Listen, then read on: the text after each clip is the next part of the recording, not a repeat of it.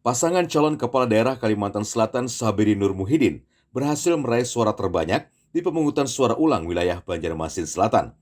Klaim kemenangan Birinmu disampaikan DPD Partai Golkar Banjarmasin pada Rabu malam atau 5 jam usai perhitungan suara di TPS. Berdasarkan rekapitulasi suara yang dikumpulkan para saksi mereka di 301 TPS Banjarmasin Selatan. Birinmu meraih kemenangan telak di wilayah tersebut dengan 46.974 suara atau 66% dari 107.782 daftar pemilih tetap PSU.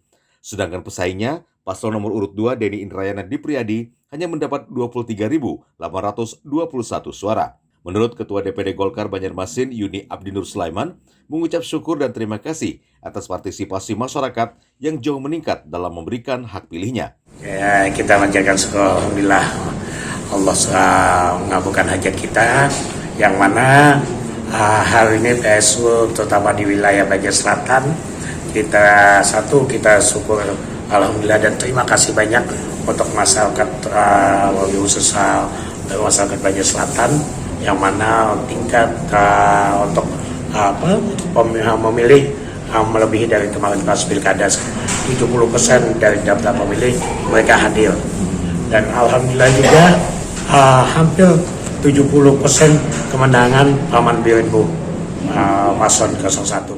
Suara yang didapat Birinmu saat ini naik 2 kali lipat dibandingkan pilkada serentak yang digelar Desember 2020 lalu, hanya mendapat 28.000 saja.